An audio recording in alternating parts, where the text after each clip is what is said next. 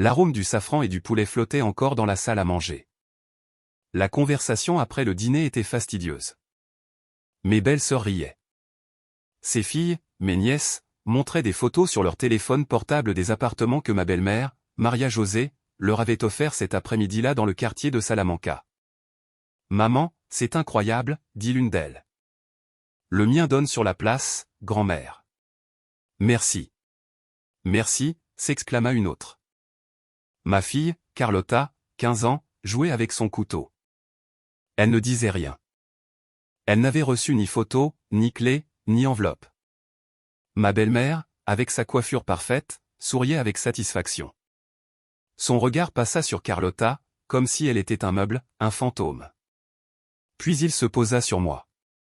Un regard froid, de ceux que je supporte depuis que je suis veuve il y a 12 ans. « Isanara, encore du café ?» demanda-t-elle. Sa voix était douce comme du fiel. « Non, merci, Maria José, dis-je. » Mes mots sonnaient plats, vides. Tout le monde parlait de rénovation, d'hypothèque qui, par un coup de chance, n'aurait pas à être payée. Carlotta se leva. « Je vais dans ma chambre, maman. Je dois étudier. » Je la vis partir. Son dos droit me brisa le cœur. C'est une fille si studieuse, commenta quelqu'un sans réel intérêt. Oui, répondis-je. Ce fut le seul mot auquel je pus penser. Je terminai mon verre d'eau, me levai et ramassai mon assiette et celle de ma fille. Puis-je t'aider, Isanara, demanda ma belle-sœur Clara. Sa voix sonnait comme de la pitié. Ce n'est pas nécessaire. Tout est parfait. J'allai à la cuisine. Je posai mes mains sur le plan de travail en marbre. Je pris une profonde inspiration. Le bruit de la fête dans la salle à manger était un écho lointain. Je n'entendais que les battements de mon sang dans mes oreilles. 24 ans. 24 ans dans cette famille. 12. Depuis que j'ai perdu Louis. 12 ans à payer la résidence de luxe de Maria José. 12 ans de virement mensuel de 20 000 € pour les meilleurs soins, disait-elle, pour maintenir le standing. Et aujourd'hui, elle avait offert 6 appartements, un à chacune de ses petites filles, sauf à la mienne, à qui elle ne portait pas son sang pur. À la fille de l'intruse, la styliste qui travaillait par caprice. Elle essuya une larme de colère du revers de la main. Je ne pleurais pas. Pas devant eux. Je retournai au salon. Les adieux furent rapides. Des bises dans le vide. De fausses promesses. À bientôt, Isanara. Prends soin de toi. Le silence dans la voiture était épais. Carlotta regardait par la fenêtre les lumières de Madrid. Maman, dit-elle enfin d'une voix si petite qu'elle se brisait presque. J'ai fait quelque chose de mal? Je m'arrêtai à un feu rouge. Je la regardai. Je caressai sa joue. Non, ma chérie, tu n'as rien fait de mal. Absolument rien. Certaines personnes ont un petit cœur. C'est tout. Cette nuit-là, après m'être assuré que Carlotta dormait, je m'assis à l'ordinateur dans mon atelier. La luminosité de l'écran illuminait l'obscurité. Je me connectai à ma banque en ligne et cherchai le virement programmé. Paiement pour la résidence MJ Assistance Privée 20 000 € programmé pour le lendemain. Mon curseur plana sur l'option Annuler le virement récurrent. Je n'hésitai pas une seconde. Je cliquai. Un message de confirmation apparut. Êtes-vous sûr? Je cliquai sur oui. Une étrange sensation, un vide mêlé de liberté, me traversa. Ce n'était pas de la vengeance, c'était de la justice, une justice silencieuse. Si ma fille ne faisait pas partie de sa famille, ses factures ne faisaient plus partie de mes obligations. Le lendemain, je passai la matinée dans mon atelier à me concentrer sur une collection printemps. J'essayais de ne pas y penser. Mon téléphone sonna à 15 heures. C'était un numéro privé. Je décrochai. Et j'entendis.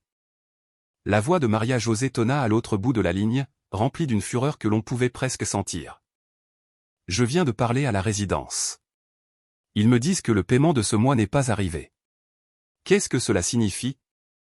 J'ai besoin de mon infirmière personnelle. J'ai ma séance de physiothérapie cet après-midi. Je pris une profonde inspiration. Je m'appuyai contre ma table de conception couverte de tissus et de patrons.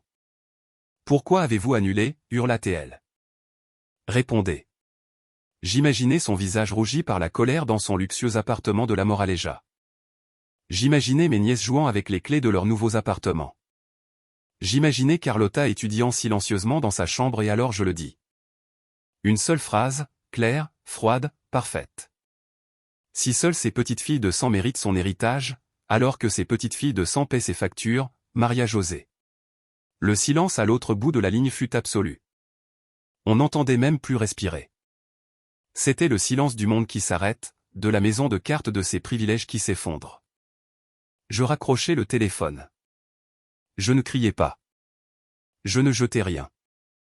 Je regardais simplement par la fenêtre de mon atelier vers les rues de Madrid. La bataille avait enfin commencé et je n'avais plus rien à perdre. Le silence après avoir raccroché dura moins d'une minute. Mon téléphone commença à vibrer sur la table de conception, dansant parmi les chutes de soie. Maria José s'afficha à l'écran. Je laissai sonner. Il sonna à nouveau. Une troisième fois. Je coupai le son et retournai à ma routine. Mes mains, cependant, tremblaient légèrement. 1 heure plus tard, je reçus un message de mon beau-frère aîné, Javier. Isanara, tu vas bien? Ma mère vient de m'appeler, très bouleversée. Elle dit que tu as arrêté de payer sa résidence. Est-ce une erreur du système? Appelle-moi. Je ne répondis pas. Mon assistante Lucia passa la tête par la porte. Isanara, ta belle-mère appelle l'atelier. Elle a l'air en colère. Je lui dis que tu n'es pas là. S'il te plaît, Lucia. Et ne me passe plus aucun appel de la famille. Compris. Le reste de l'après-midi fut un tourbillon de faux travail. Mes doigts traçaient des lignes, mais mon esprit était dans une autre guerre. Je savais ce qui allait arriver. Je connaissais Maria José. Elle n'abandonnerait pas. L'offense n'était pas l'argent, bien que 20 000 € par mois ne soit pas une petite somme. L'offense était le défi. Moi, la belle-fille sans sang bleu, celle qui avait osé travailler et réussir sans sa permission, je lui avais tenu tête. À 19 h, quand je récupérai Carlotta à l'école, elle me regarda avec ses yeux clairs, hérités de son père. Grand-mère a appelé mon portable, dit-elle en montant dans la voiture.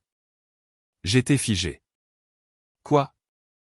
Oui, je n'ai pas répondu. Elle a laissé un message vocal. Sa voix était calme, trop mature pour ses 15 ans. Elle avait l'air effrayée. Je ne sais pas. Sa voix tremblait.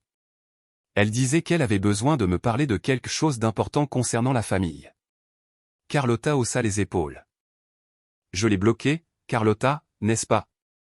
Oui, maman, je l'ai fait. Elle me regarda.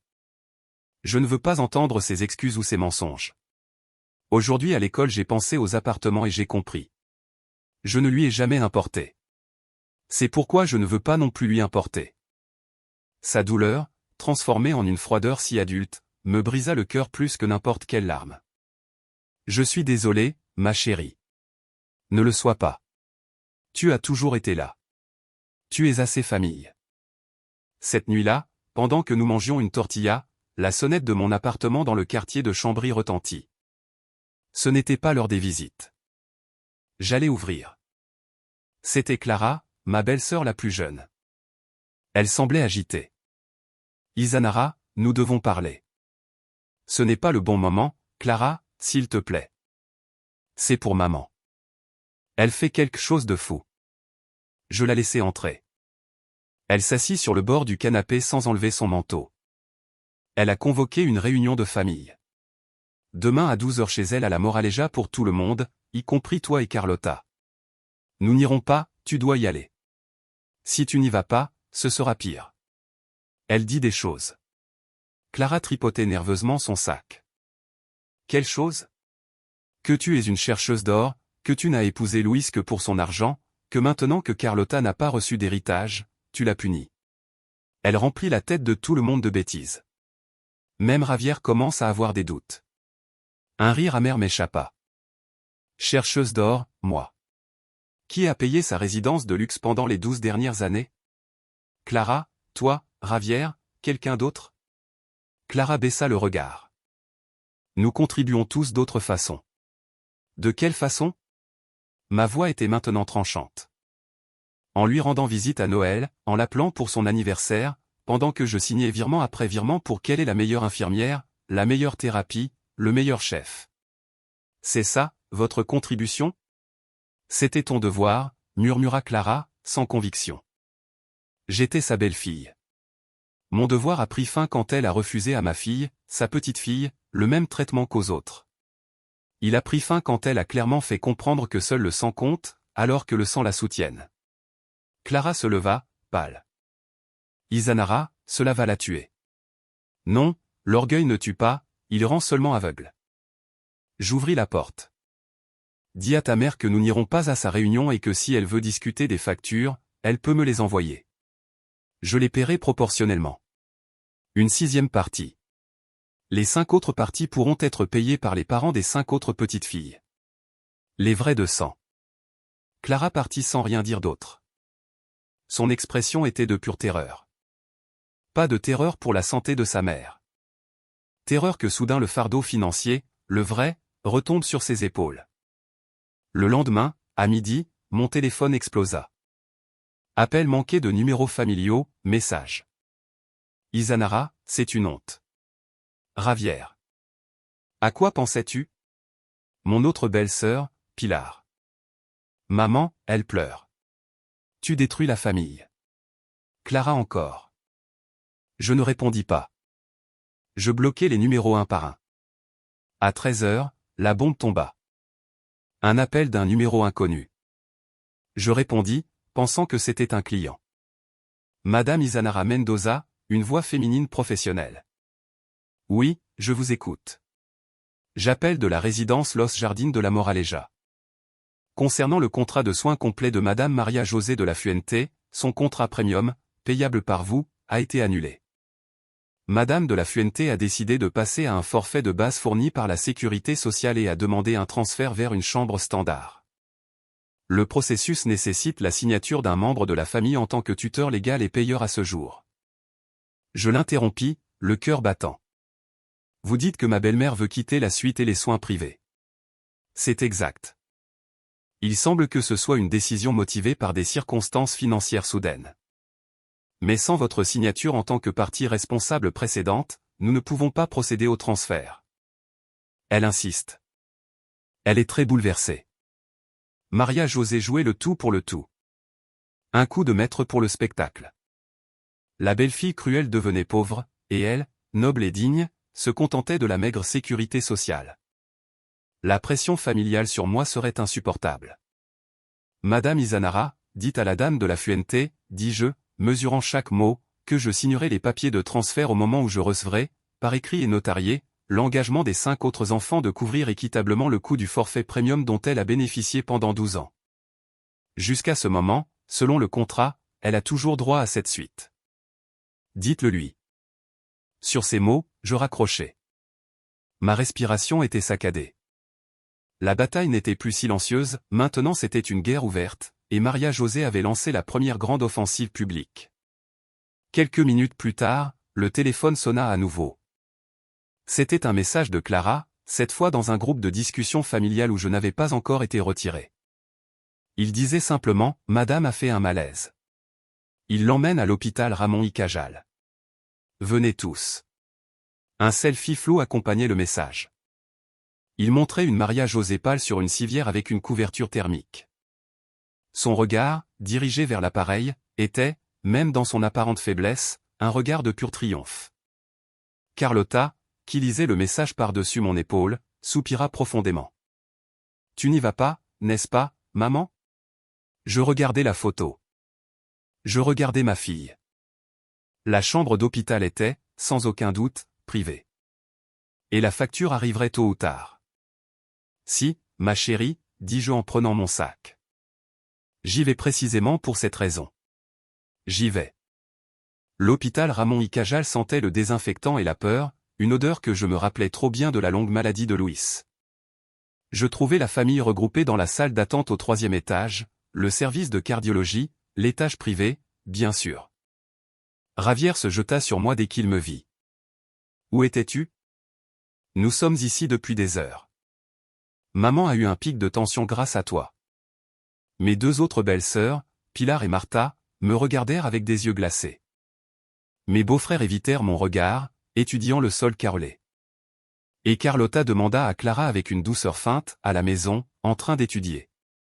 Elle n'a pas besoin de voir ça. Non, bien sûr que non, dit Pilar. Mieux vaut qu'elle ne voie pas comment sa mère se comporte. Je pris une profonde inspiration. Où est le médecin? À l'intérieur avec elle, dit Ravière, bloquant le couloir vers la chambre. Izanara, cela doit s'arrêter. Tu vas tuer notre mère. Tu dois rétablir les paiements maintenant. Je le fixais. J'avais passé 12 ans à regarder cet homme, directeur de banque, donner des ordres.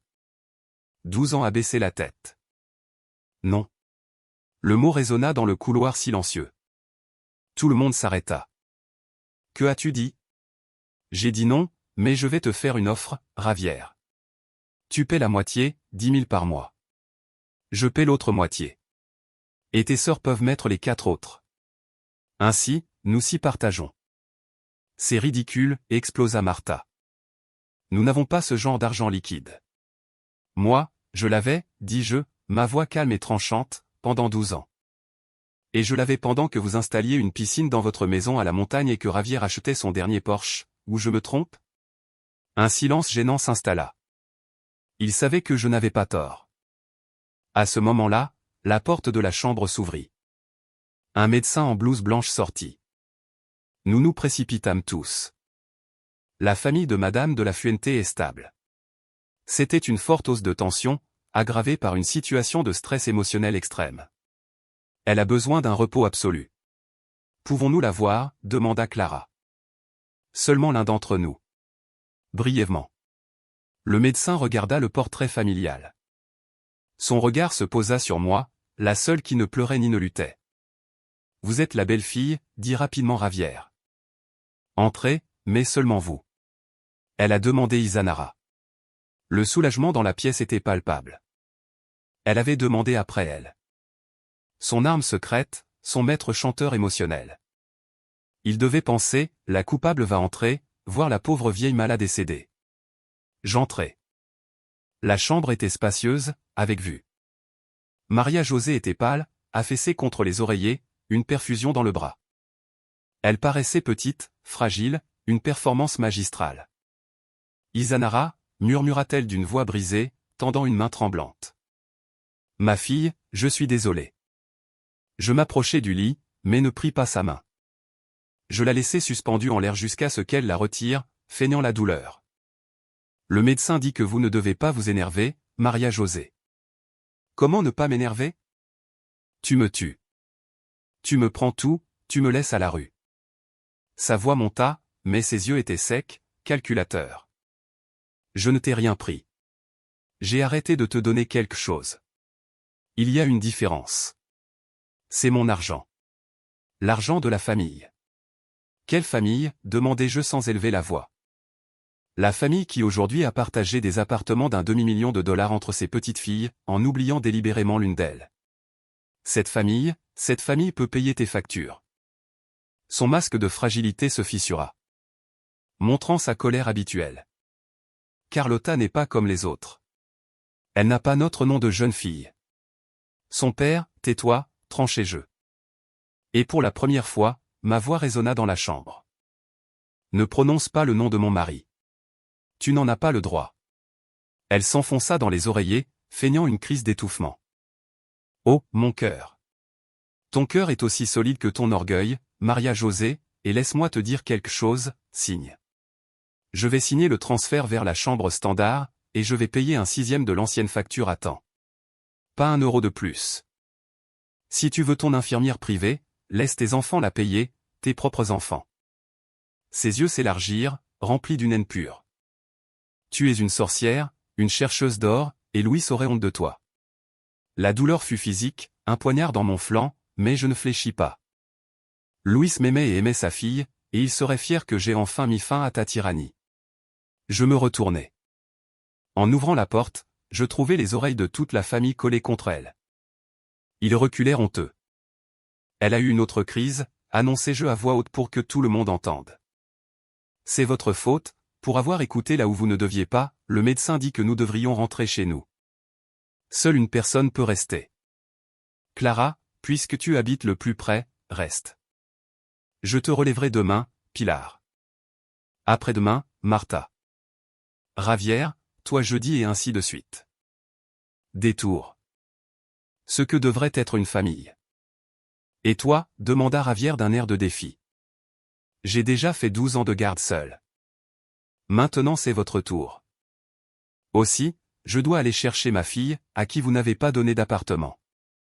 La seule qui, selon votre mère, n'est pas de la famille. Je regardais chacun d'eux.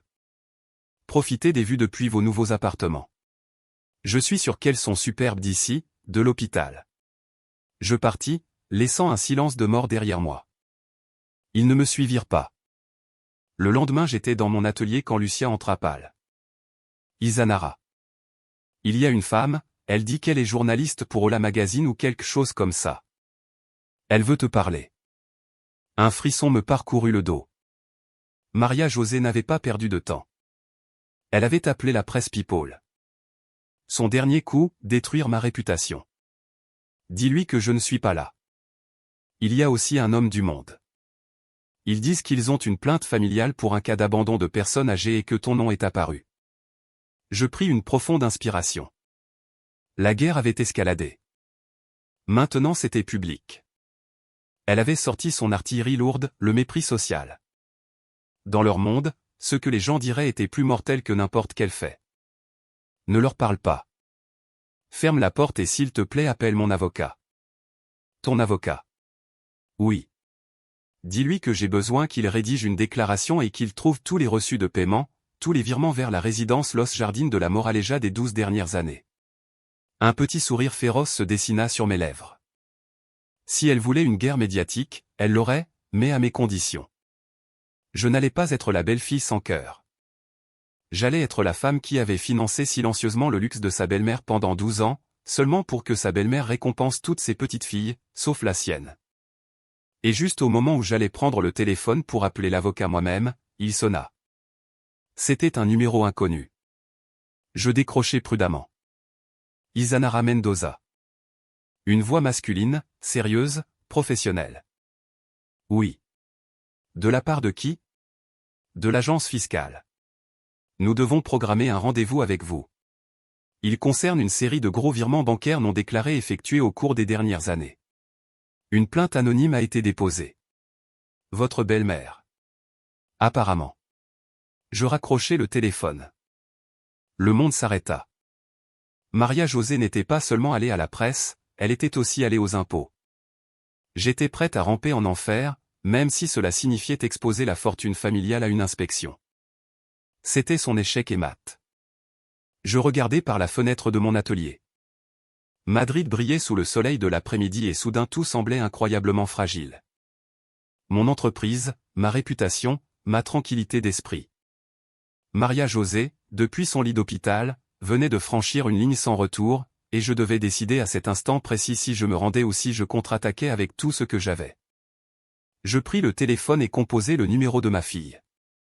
Carlotta, ma chérie, peux-tu passer la nuit chez ton amie Elena ce soir? Maman, quelque chose ne va pas? Tu as une drôle de voix. Oui, ma chérie, beaucoup de choses arrivent, mais ne t'inquiète pas. J'ai juste besoin de réfléchir et de tout arranger une bonne fois pour toutes. Tu vas faire quelque chose, n'est-ce pas? Oui, Carlotta. Je vais faire quelque chose. Je raccrochai.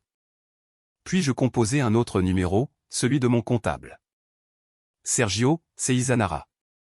J'ai besoin que tu viennes maintenant et que tu apportes tout, absolument tout. Oui, même les anciens dossiers d'il y a 12 ans. Nous avons une inspection. Le jeu n'était pas terminé, les enjeux venaient d'être relevés et je n'avais plus rien à perdre, sauf ma fille, et je me battrais pour elle jusqu'à la fin. Mon atelier était devenu un champ de bataille silencieux. Sur la grande table à dessin, où des heures plus tôt il avait esquissé des robes, se trouvaient maintenant des montagnes de papier, factures, relevés bancaires, contrats. 12 ans de ma vie réduits à des colonnes de chiffres et de dates.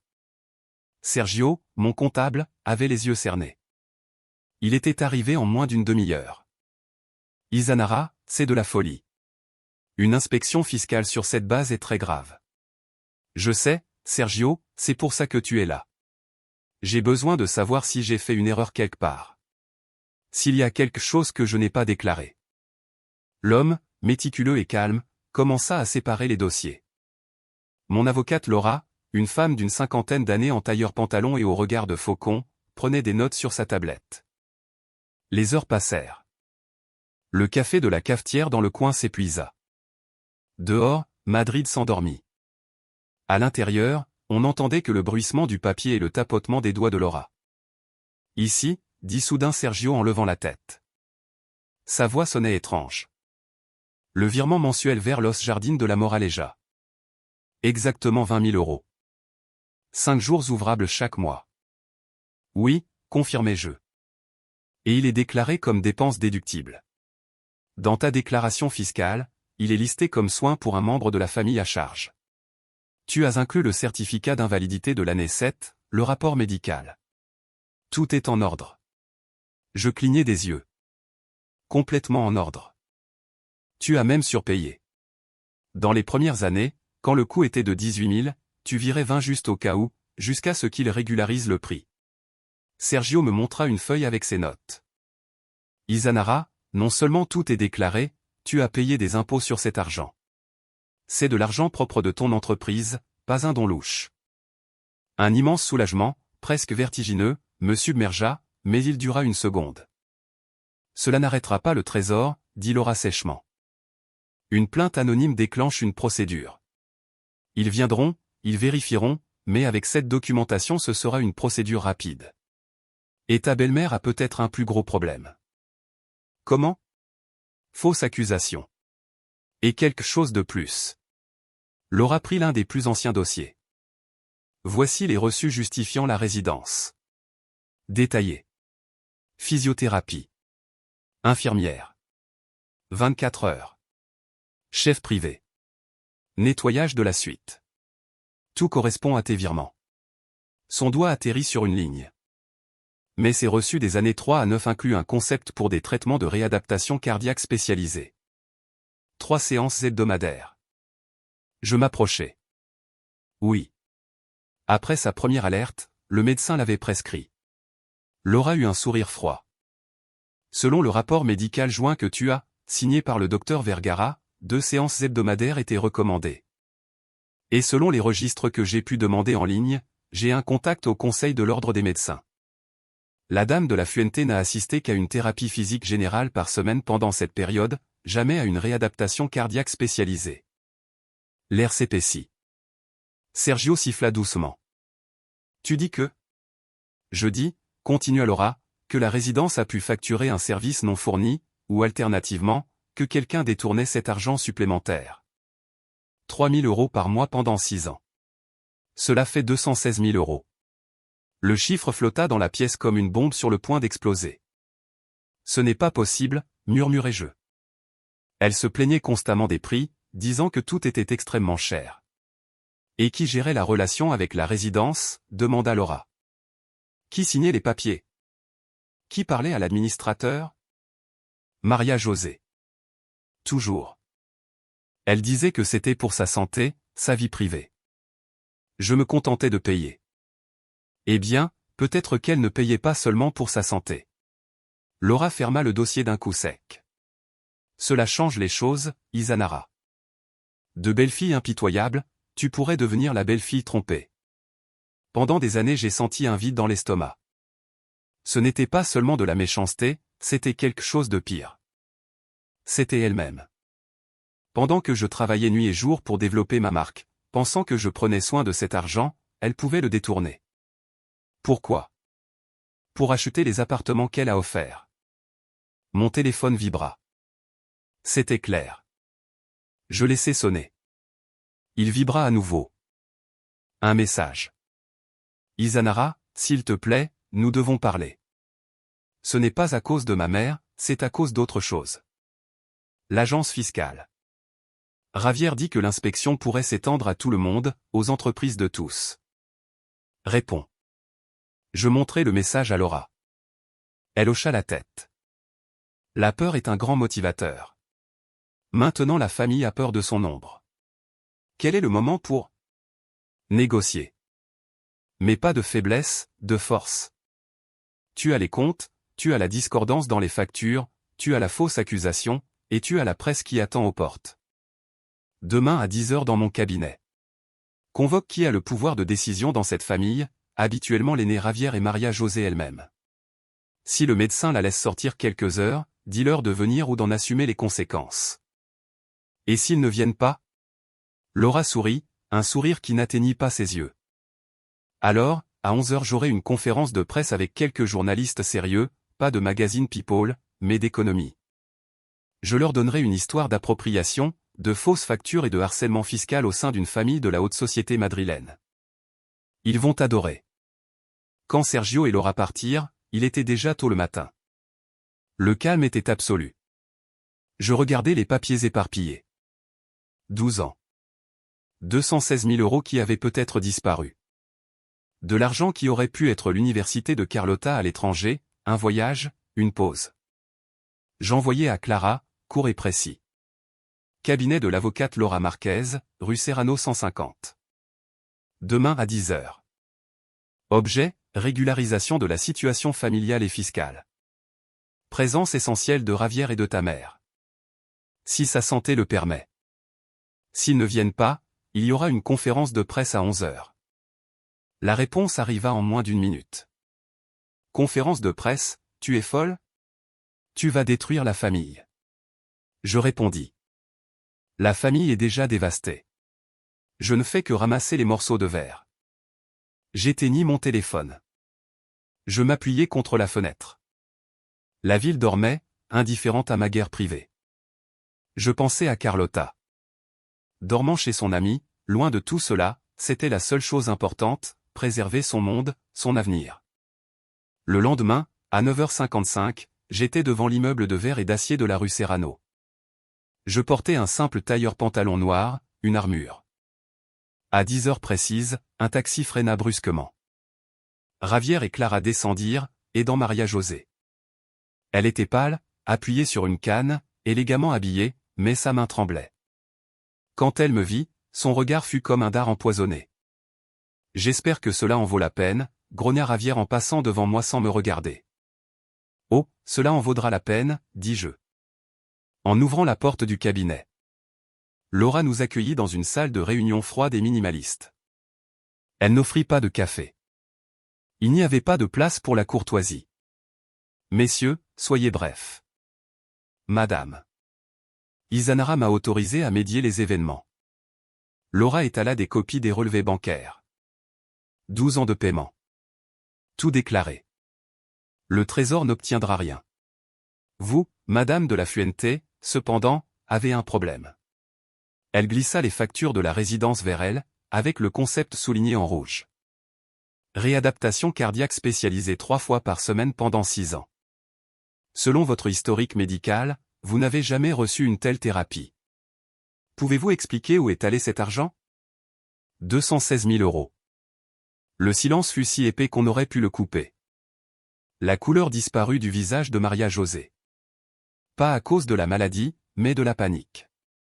Ravière regarda les papiers, puis sa mère, puis de nouveau les papiers. « Maman, qu'est-ce que c'est? » « C'est une erreur, murmura-t-elle. La résidence a dû se tromper. »« Non, » interrompit Laura. « Ce sont des reçus spécifiques signés par le directeur de la résidence. Quelqu'un, à sa demande, a dû autoriser cette dépense supplémentaire. Vous étiez la seule signataire autorisée, en dehors d'Izanara, qui ne faisait que transférer l'argent.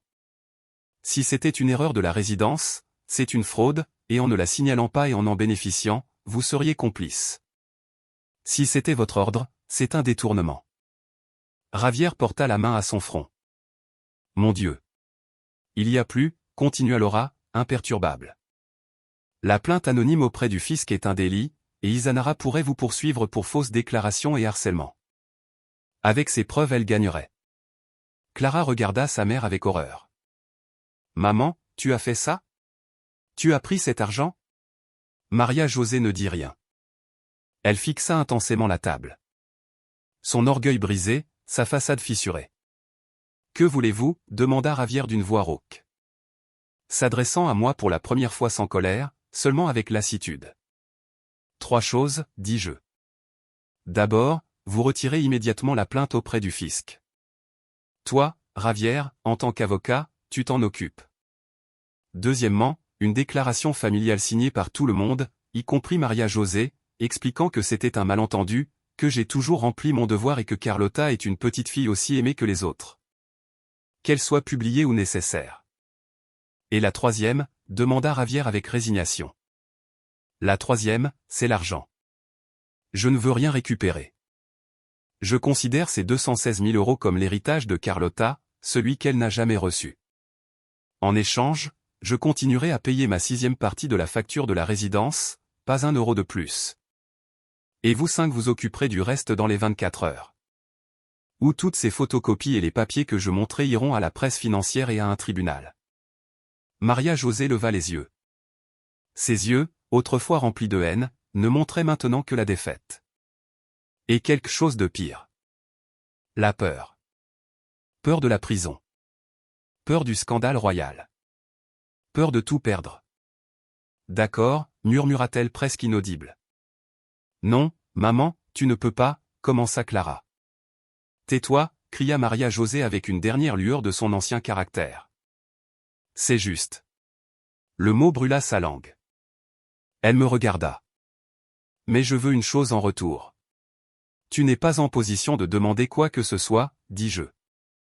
Je veux voir Carlotta, je veux lui parler. La demande me surprit. Je vis dans ses yeux non un piège, mais une supplique désespérée. Une reddition. C'est ce que j'ai dit en me levant. Cela dépend uniquement de Carlotta. Je ne décide pas pour elle. Je ne l'ai jamais fait. Je sortis du cabinet sans me retourner. La bataille était terminée. J'avais gagné. Mais le goût de la victoire était étrangement amer, comme du métal et de vieux mensonges. Et 216 000 € de trahison familiale qui pesaient maintenant dans mon sac comme du plomb. Le silence dans la voiture sur le chemin du retour était différent. Ce n'était ni le silence rempli de colère d'avant, ni le silence de tristesse. C'était un silence réfléchi, presque inconfortable. Ravière conduisait avec les jointures blanches agrippant le volant. Clara regardait par la fenêtre. Maria-José, sur la banquette arrière à côté de moi, ne disait rien. Elle respirait seulement avec un faible sifflement. « Comment vas-tu lui dire » demanda Clara sans se tourner vers Carlotta. « La vérité, tu ne peux pas » commença Maria-José d'une voix faible. « Si, je peux et je le ferai. Elle a 15 ans, pas 5. Elle sait qu'il y a eu une réunion, elle sait que les choses vont mal, elle mérite de savoir pourquoi. Et surtout, elle mérite de décider si elle veut te voir ou non. » Maria-José pinça les lèvres, mais ne répondit pas. Elle avait perdu toute son autorité et elle le savait. La menace de prison, si petite soit-elle, l'avait brisée. Maintenant elle n'était plus qu'une vieille femme effrayée. Quand j'arrivai à mon immeuble, je descendis sans dire au revoir. Je montai dans l'ascenseur, sentant le poids des heures et des papiers que je portais dans mon sac. Ce n'était pas seulement des documents, c'était 12 ans de mensonges. J'ouvris la porte d'entrée. Carlotta était sur le canapé avec un manuel ouvert, mais son regard était perdu sur le mur. « Bonjour ma chérie. » Elle sauta sur ses pieds. « Et que s'est-il passé ?» Je la serrai dans mes bras. J'avais besoin de sentir que c'était réel, solide, bon. Au milieu de toute cette boue. Beaucoup de choses se sont passées. Assieds-toi. Je lui racontai tout. Sans embellir, sans adoucir les faits, les fausses factures, l'argent manquant, la réunion, la reddition de sa grand-mère. Ses yeux s'ouvrirent de plus en plus grands. 200 000 €, murmura-t-elle incrédule. Pour mon université, pour notre avenir, pour beaucoup de choses, ma chérie. Mais c'est fini. Alors que se passe-t-il maintenant ? Maintenant ta grand-mère veut te voir pour te parler. Carlotta se raidit. Pourquoi ? Pour te demander pardon. Je ne le veux pas. Je ne sais pas pourquoi. Tout ce que je sais, c'est qu'elle te l'a demandé, et j'ai dit que cela dépendait de toi. Seulement de toi. Je ne veux pas y aller. Tu n'es pas obligé d'y aller. C'est ta décision. Et si j'y vais et qu'elle me crie dessus ou me fait me sentir mal à nouveau, alors tu te lèves et tu pars et tu ne reviens pas. Je serai dehors dans le couloir. Carlotta se mordit la lèvre pensivement. Elle n'était plus la fille blessée d'il y a quelques jours. Il y avait une nouvelle dureté dans son regard, une détermination que je reconnus parce que c'était la mienne. J'y vais, dit-elle enfin. Tu es sûr? Oui. Je veux qu'elle me voie, qu'elle me regarde dans les yeux, qu'elle sache que je sais tout. Le rendez-vous fut le lendemain dans la même chambre d'hôpital. Maria-José y était encore en observation, bien que nous sachions tous que c'était une comédie pour gagner de la sympathie. Javier et Clara étaient dans la salle d'attente. Ils me regardèrent avec suspicion.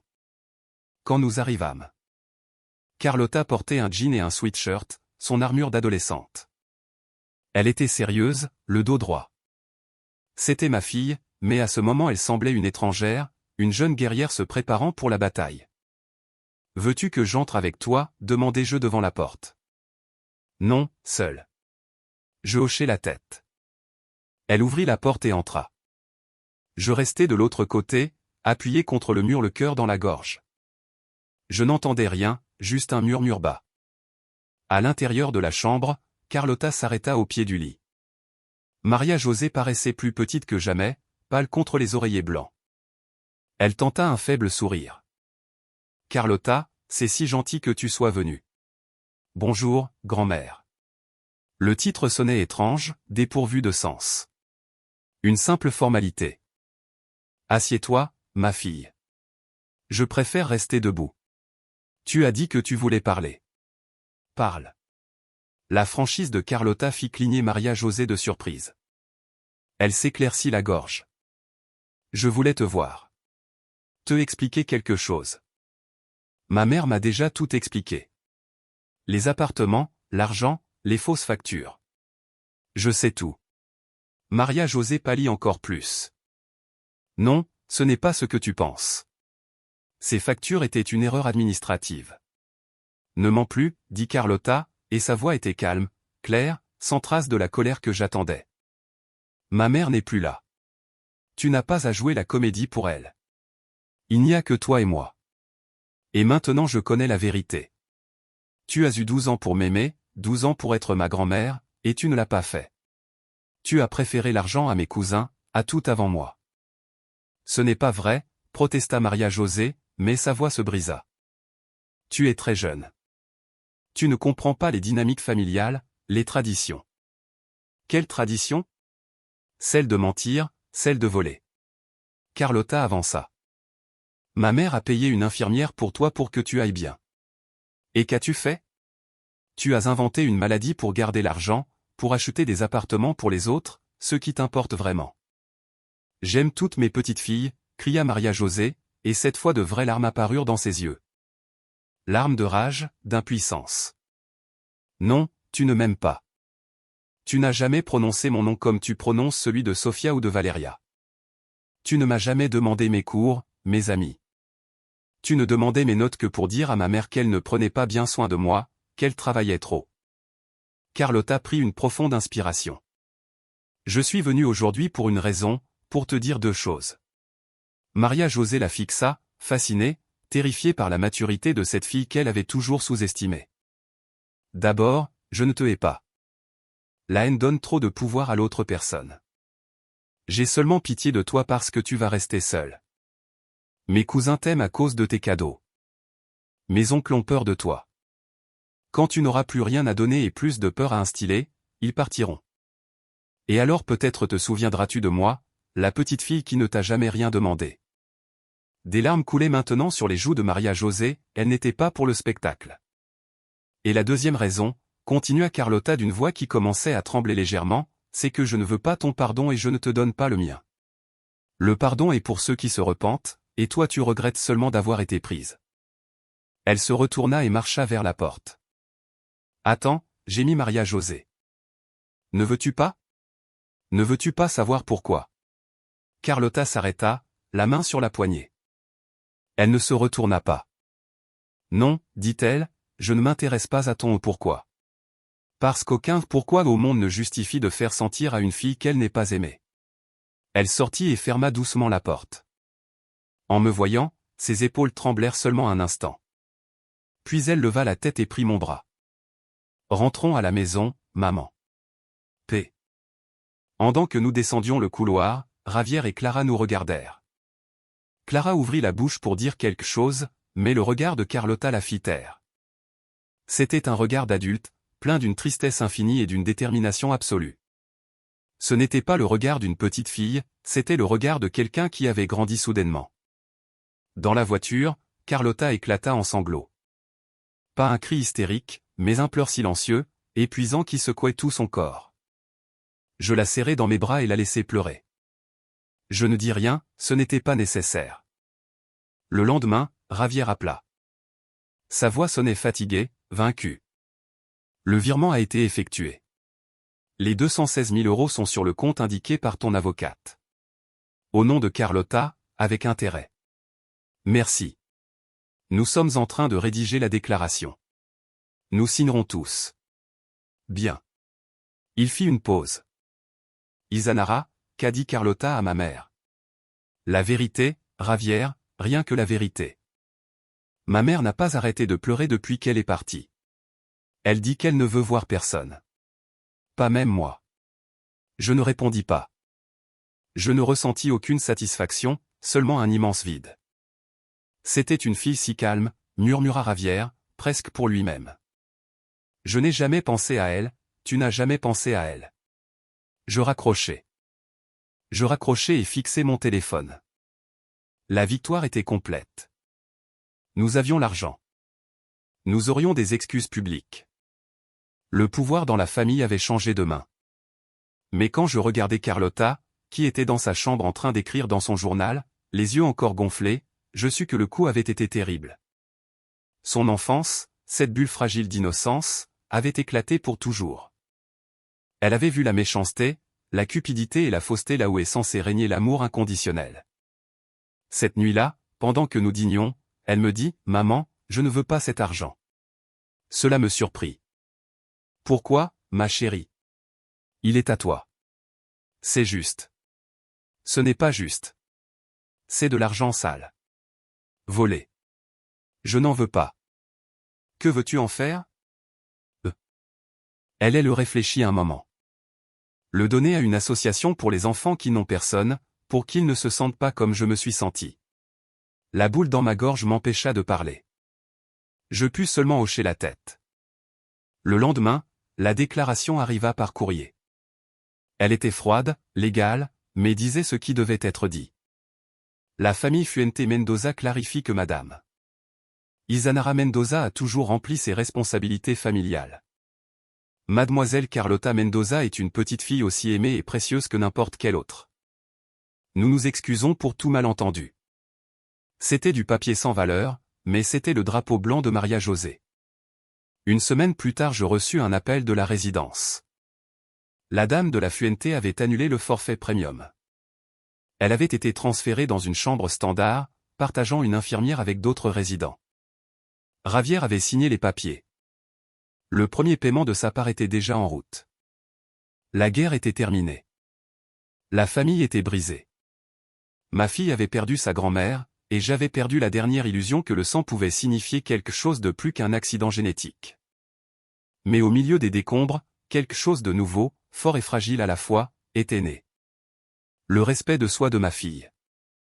Et quand je la vis dormir cette nuit-là, plus paisible qu'elle ne l'avait été depuis des semaines, je sus que malgré tout cela en avait valu la peine. Nous avions gagné quelque chose de plus précieux qu'un appartement ou de l'argent, notre dignité. Intacte et enfin, l'une pour l'autre, le calme qui suivit était trompeur, comme le calme d'un champ de mine après la première explosion. La déclaration fut publiée comme un texte fade que personne ne commenta à voix haute. L'argent apparut sur le compte fiduciaire de Carlota. Mes beaux-parents m'évitaient. C'était une paix tendue, armée, mais c'était la paix, ou du moins je le pensais. Carlota donna l'argent, la totalité, à une organisation qui aidait les enfants placés. Elle signa les papiers avec une détermination solennelle qui me brisa le cœur. Pour qu'ils aient une chance, dit-elle. Elle ne mentionna pas que c'était l'opportunité qui lui avait été refusée. Je m'immergeai dans le travail. Ma nouvelle collection, Fondation, était inspirée de lignes épurées, de structure solide, de tissu qui ressemblait à une armure légère. C'était ma thérapie jusqu'à ce que Clara appelle. Je n'avais pas parlé avec elle depuis la réunion chez l'avocate. Sa voix au téléphone était un fil mince d'anxiété. « Izanara, tu dois venir. Je n'ai rien à faire. » Clara et Sofia. Sofia, ma nièce aînée, la favorite de Maria-José. 23 ans, blonde, élancée, avec un sourire qui obtenait toujours ce qu'elle voulait, celle qui avait reçu l'appartement le plus cher sur la place la plus exclusive. Qu'est-ce qui arrive à Sofia? Elle est ici chez sa mère avec un homme très désagréable. Il y a des cris. Mère est au bord d'une autre crise. Ravière ne répond pas. Toi, tu sais gérer ces choses. Pourquoi moi? Un silence. Puis un murmure embarrassé. Parce que tu es forte? Et pourquoi? Parce que Sofia a mentionné ton nom. Je raccrochai. Je fixai le mannequin devant moi, habillé d'un prototype de veste architecturale. Sofia. Mentionnez mon nom. Cela sentait les ennuis.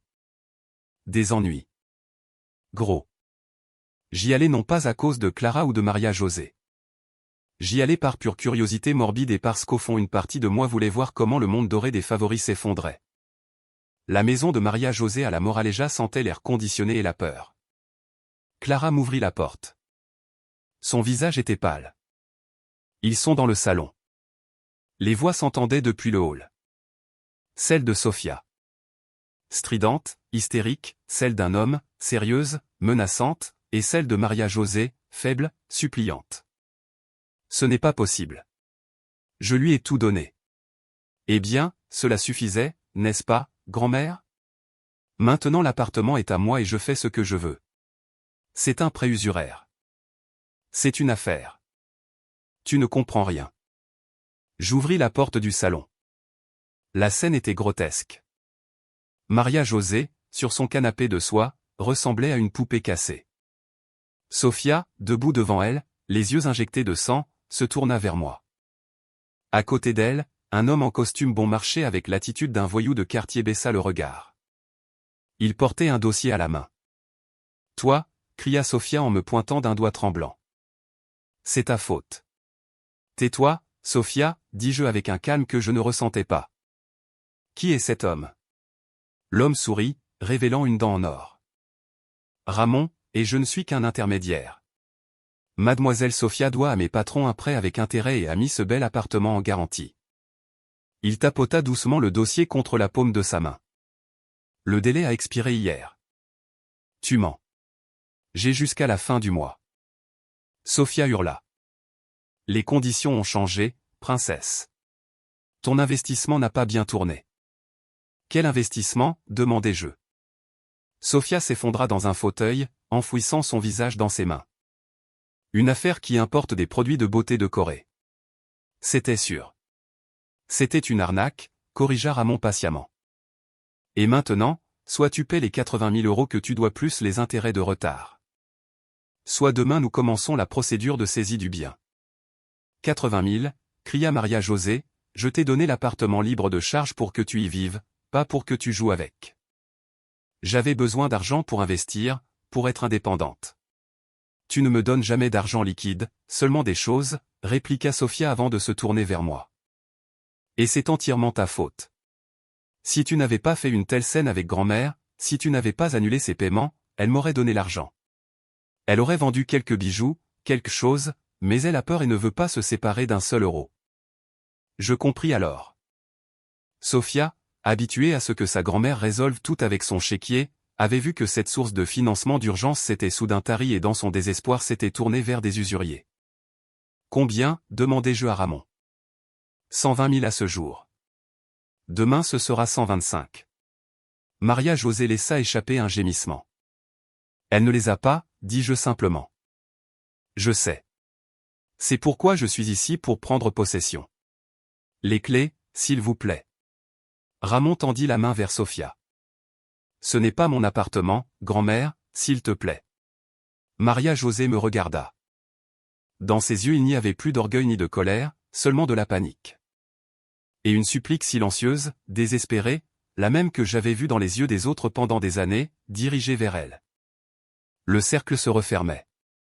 Je demandai à Ramon les papiers. L'homme me les passa. C'était un contrat de prêt notarié avec des taux d'intérêt exorbitants mais légaux dans une petite note de bas de page. La garantie, l'appartement sur la place. Signé par Sophia. Elle n'est pas la propriétaire, dis-je froidement. L'acte n'est pas à son nom. Il est au nom de Maria José de la Fuente avec un droit d'usage viager pour Sophia. Je le sais parce que j'ai examiné tous les actes des appartements avec mon avocate.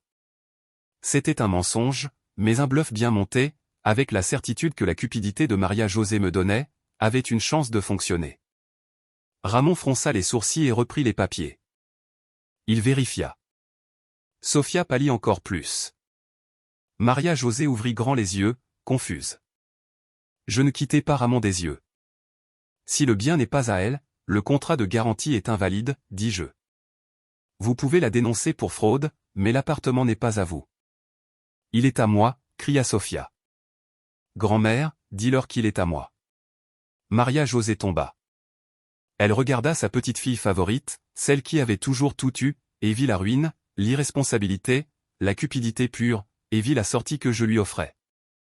C'est vrai, murmura Maria José, détournant le regard de Sophia.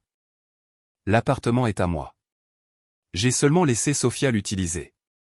Sophia laissa échapper un cri. Moitié rage, moitié désespoir.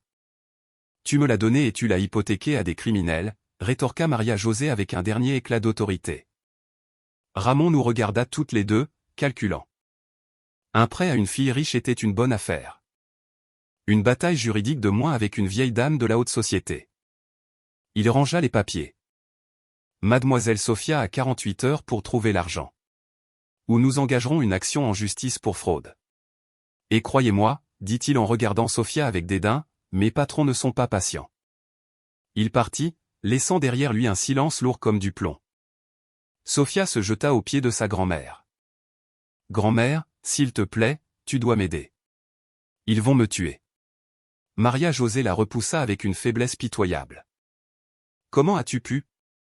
Comment as-tu pu être si stupide? Pourquoi avais-je besoin d'être quelqu'un? Parce que tu dis toujours qu'il faut avoir du style, qu'il faut se démarquer. L'affaire était parfaite. C'était une arnaque, répéta Clara depuis la porte, des larmes de honte montant dans ses yeux. Ma fille, à quoi pensais-tu? Que voulais-je mon propre argent? Pas des miettes. Tout le monde se mit à parler en même temps. Sophia criait. Clara pleurait. Maria José se plaignait de douleur à la poitrine. Je restais immobile, observant le tableau. C'était comme regarder une statue de sucre s'effriter sous la pluie. Toute la façade de luxe, de favoritisme et de sang pur s'effondrait, révélant la pourriture en dessous, envie, incompétence et cupidité. Toi, Sophia se tourna vers moi avec des doigts comme des griffes. Tu as de l'argent, paie-les. Tu me dois ça. Qu'est-ce que je te dois, demandai-je, presque en riant. Oui, si tu n'avais pas été si méchante avec ma grand-mère, elle m'aurait aidé. C'est entièrement ta faute. Non, Sophia, dis-je d'une voix si calme que cela me surprit moi-même. C'est la faute de la fille gâtée qui pense que le monde lui doit tout. La faute revient à l'arnaqueuse qui a risqué le toit qui lui a été donné. Je ne te dois rien, ni à toi ni à personne d'autre dans cette pièce. Maria José me regarda. Il n'y avait aucune gratitude dans son regard, seulement une amère reconnaissance. J'avais sauvé son précieux appartement, son symbole de statut, des griffes d'un usurier, mais en le faisant j'avais brisé le mythe de sa petite fille parfaite. Sors de ma maison, dit Maria José à Sophia d'une voix à peine un murmure. Je ne veux pas te voir, va-t'en, grand-mère. Cria-t-elle, retrouvant son ancienne force pour un instant. Sors d'ici. Sophia, entre sanglots et jurons, ramassa son sac et courut dehors. Clara courut après elle, criant son nom. Maria José et moi restâmes seuls dans le salon, qui avait été ravagé par la dispute. La vieille femme respirait avec difficulté. Je m'approchai, non par compassion, mais par pur instinct humain.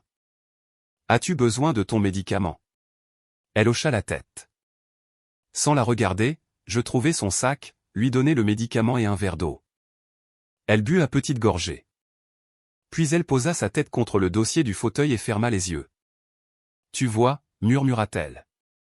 Tu vois ce qu'ils sont devenus? Des mercenaires. Ils veulent seulement ce qui est à moi.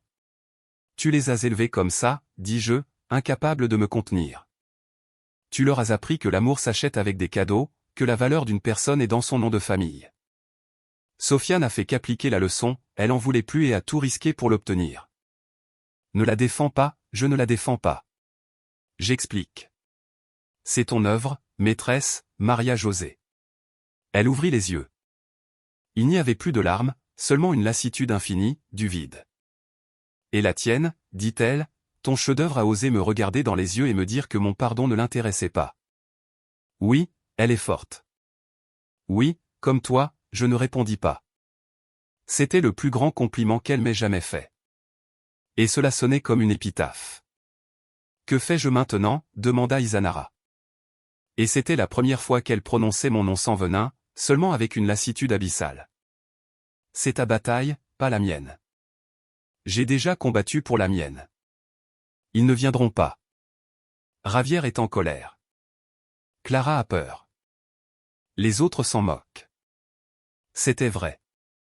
Ses filles et gendres, alertés par le scandale de Sofia, resteraient à l'écart. L'argent de l'héritage avait déjà été divisé. Pourquoi risquer plus de problèmes? Embauche quelqu'un, une assistante. Tu peux le payer avec l'argent que tu économises sur la résidence. Je ne veux pas d'étrangers. Eh bien, apprends à l'aimer ou apprends à être seul. Elle fixa ses mains, couvertes de taches et de veines bleues, des mains qui autrefois tenaient les rênes d'une famille entière et qui maintenant tremblaient incontrôlablement. Carlotta, ça va? La question me surprit. Oui, elle va bien. Elle a donné l'argent, n'est-ce pas? Oui. Maria-José hocha lentement la tête.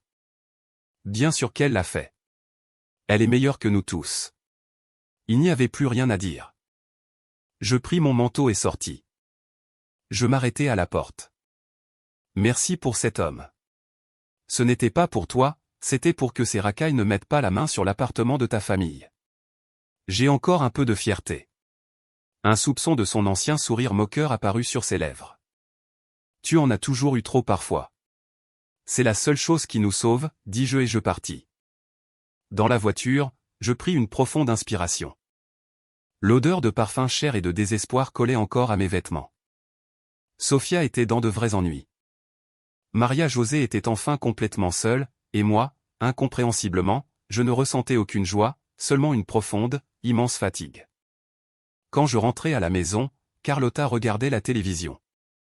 Elle se tourna vers moi. Que s'est-il passé? Tante Clara a appelé, en pleurant. Elle a dit que Sofia avait fait quelque chose de très stupide. Je m'assis à côté d'elle. Je lui racontai tout sur le prêt, l'usurier, la garantie de l'appartement, la fuite de Sofia. Elle écouta sérieusement, et grand-mère est seule. Carlotta hocha la tête. Pensive. Bien, bien. Oui, parce que maintenant elle sait ce que ça fait. Ce que ça fait? Quoi? Comme moi. Quand tu vas travailler et que je reste ici à attendre que quelqu'un m'aime vraiment. Ces mots me transpercèrent comme un couteau. Elle parlait de sa grand-mère, mais aussi, d'une certaine façon, d'elle-même, de la solitude qu'elle avait ressentie même au sein de la famille. Je t'aimerai toujours, Carlotta. Je le sais toujours, maman, c'est pourquoi je vais bien. Elle se blottit contre moi, mais elle ne le sait pas, et maintenant elle devra l'apprendre. Cette nuit-là, pendant que Carlotta dormait, je regardais par la fenêtre. La ville brillait indifféremment. Sofia était quelque part, probablement cachée, terrifiée. Maria-José dans sa maison vide, face au silence, et moi au milieu j'étais passé de victime à la seule adulte dans une pièce pleine d'enfants gâtés. Ce n'était pas un rôle que j'avais choisi, mais il était à moi. Et pour la première fois, je ne le regrettais pas parce que de l'autre côté du couloir, ma fille, mon chef-d'œuvre, dormait paisiblement. J'avais perdu un appartement, j'avais perdu une grand-mère. Mais elle avait gagné elle-même, et cela, je le savais, était le seul héritage qui comptait vraiment. 3 jours passèrent, 3 jours d'un silence étrange, comme si tout Madrid retenait son souffle. Je savais, par une expression claire quelque part entre honte et gratitude, que Sofia avait disparu, probablement réfugiée chez une amie à Ibiza, loin des usuriers. Le problème n'avait pas été résolu, seulement reporté. Je travaillais dans mon atelier, essayant de me concentrer sur la dernière pièce de la collection, une simple robe blanche faite de couches de mousseline qui ressemblaient à des ailes. Je l'appelais Carlotta. Mon téléphone vibra. C'était un numéro de l'hôpital Ramon y Cajal, une infirmière. Madame Isanara Mendoza. Oui, nous appelons parce que vous êtes le contact d'urgence pour la patiente Maria José de la Fuente. Elle a eu un épisode grave, un léger AVC ischémique. Elle est consciente, mais a besoin d'observation. Le monde s'arrêta un instant. Un AVC. La nouvelle me frappa au ventre, non avec douleur, mais avec une froideur logique. C'était la conséquence naturelle. De tant de stress, tant de colère, tant de mensonges. Elle est stable, oui, mais elle a besoin de repos complet et ne peut pas être laissée seule. Nous avons essayé de contacter ses enfants, Javier Mendoza et Clara Fernandez. Ils ne répondent pas ou disent qu'ils ne peuvent pas s'occuper d'elle pour le moment. Vous êtes listée comme l'ancienne tutrice financière. Je ne le suis plus. Je sais, mais elle a demandé après vous. Je raccrochai insistante. Je fixai la robe blanche, pure, innocente. Devant elle, j'étais un tourbillon d'émotions contradictoires. Je ne devrais pas y aller. Je ne lui devais rien. Mais c'était une vieille femme seule, qui avait eu un AVC et qui avait demandé après moi. Carlotta apparut dans l'embrasure de la porte de l'atelier, alertée par mon silence. Maman, ta grand-mère a eu un AVC. Elle est à l'hôpital. Son visage se crispa. Elle ne dit rien. Elle a demandé après moi. Et tu y vas. Je ne sais pas si tu sais. Tu y vas. Je la regardais, surprise après tout ce qui s'était passé. Oui, c'est pour ça. Carlotta s'approcha et prit mes mains. Ses doigts étaient longs, comme ceux d'une artiste, comme les miens.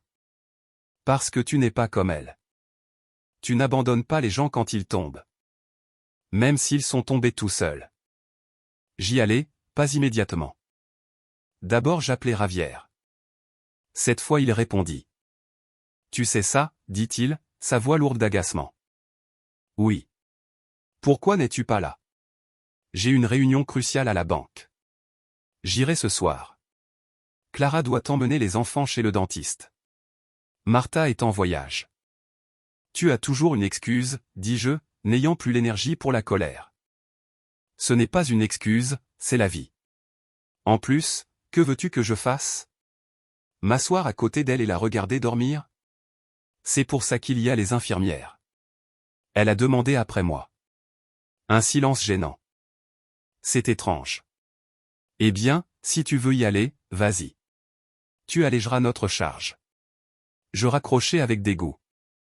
Pour eux, j'étais encore l'assistante, la soignante, celle qui allégeait leur charge.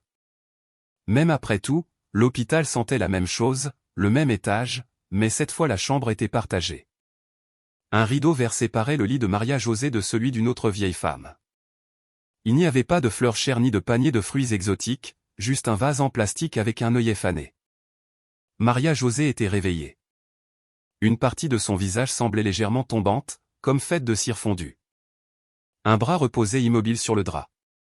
Quand elle me vit entrer, ses yeux, le seul trait qui conservait toute sa férocité, s'ouvrirent un peu plus grands. Elle ne dit rien. Je m'approchai du lit. Il n'y avait pas de chaise. Je restai debout. On m'a dit que tu avais demandé après moi. Elle hocha la tête presque imperceptiblement. Avec sa bonne main, elle fit un faible geste vers la table de nuit. Il y avait un verre d'eau avec une paille. Je le portai à ses lèvres. Elle but un peu avec difficulté. Merci, murmura-t-elle. Le mot sortit déformé, mais clair. Je me figeai. Merci. Elle ne m'avait jamais dit ça. Pour rien. Ce n'est rien. Si, ça l'est. Ses yeux se remplirent de larmes. Pas les dramatiques d'avant, mais des larmes silencieuses, lourdes qui roulaient sur sa joue paralysée sans qu'elle puisse les essuyer. Ils ne sont pas venus. Ils viendront plus tard. Ils mentent. Un spasme de douleur ou de rage traversa son visage. Ils ont toujours menti, depuis que je ne savais pas quoi dire. Je m'assis prudemment sur le bord du lit, brisant toutes les barrières physiques qui avaient existé entre nous pendant 24 ans. Sophia a demandé anxieusement. Je ne sais pas. Je n'ai rien entendu. Les larmes augmentèrent. Ma faute. Toute ma faute. Non, maintenant, Maria-José, maintenant repose-toi. Je dois le dire, lutta-t-elle pour parler. Sa voix un fil rugueux. Avant qu'il ne soit trop tard. Je t'ai fait du mal, à cette petite fille, Carlotta. Prononcer son nom semblait demander un effort physique énorme. Elle était parfaite, et je ne pouvais pas pardonner. Pardonner que Louis t'ait choisi, qu'il ait été heureux avec toi, sans moi, que tu aies eu cette merveilleuse petite fille, sans ma permission, sans mon sang. Elle avala difficilement. Tu étais tout ce que je n'étais pas. Forte, indépendante, réelle. Et il t'aimait. C'est pourquoi les larmes piquèrent mes yeux maintenant, non de pitié, mais d'une rage tardive, inutile, une vie entière de mépris. C'est pourquoi, par envie, j'ai détruit ma famille avec mon orgueil, et maintenant je suis seul. C'est seulement juste. Elle ferma les yeux, épuisée.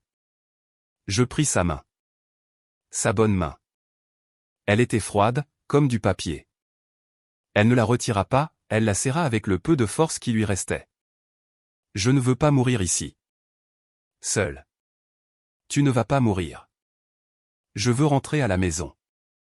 Chez moi, même si c'est juste pour être seul, mais être chez moi.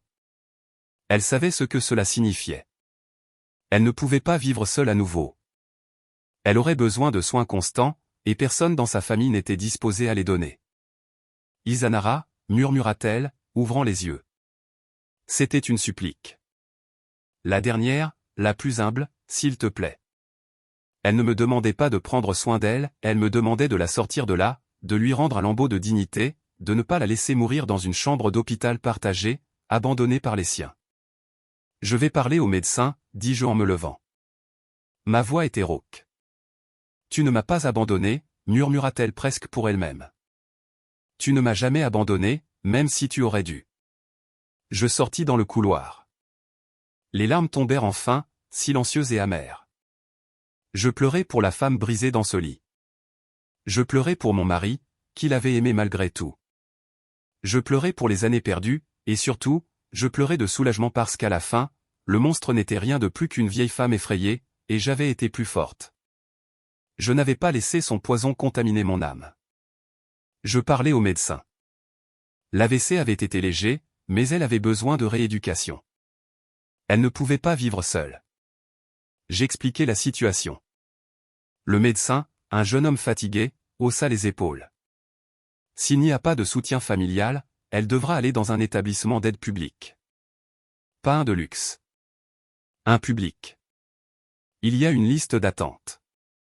Et si j'embauche une aide à domicile 24 heures, ce serait le mieux, mais c'est cher. Combien ?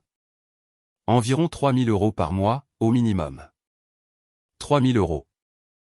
Ma chambre de 6e étage dans l'ancienne résidence était presque le double. L'argent n'était pas le problème. Le problème était l'engagement. Être à nouveau lié à elle. J'appelai Ravière depuis le couloir. Le médecin dit qu'elle ne peut pas rentrer seule chez elle. Elle a besoin d'une aide à domicile. 3 000 € par mois. Cela fait 500 € chacun pour nous 6. Tu es folle, explosa-t-il. Après tout, tu veux que nous payions ? Qu'elle aille dans une maison de retraite publique. C'est ta mère, Ravière, et elle est la grand-mère de Carlotta. Et alors ? Regarde et guéris. Sois une bonne personne si tu veux, mais ne compte pas sur nous. Nous avons décidé de tourner la page de ta mère malade. Elle nous a ignorés toute sa vie. Nous n'étions que des extensions de son orgueil. Eh bien, maintenant elle peut s'en occuper. Au revoir. Et guéri. Je raccrochai. Je ne ressentis pas de colère, seulement de la pitié. Ils étaient, après tout, les enfants qu'elle avait élevés, pratiques, impitoyables, égoïstes. Il lui avait fait goûter sa propre médecine, avec intérêt. Je retournai dans la chambre. Maria-José somnolait. Je m'assis à côté d'elle, attendant. Quand elle se réveilla, Elle me regarda avec espoir. Javier ne viendra pas. Ses yeux se fermèrent. Une dernière larme s'échappa. Je vais te ramener à la maison, dis-je. Les mots sortirent de ma bouche avant que mon cerveau ne puisse les arrêter. Je vais embaucher une aide 24 heures. Elle me regarda incrédule. Pourquoi? Parce que je peux. Et parce que je ne veux pas que Carlotta apprenne qu'on abandonne les gens quand ils ont le plus besoin de toi. Même pas toi. Non, je ne le mérite pas. Ce n'est pas une question de mérite. C'est une question d'être humain. Une secousse soudaine secoua son corps fragile.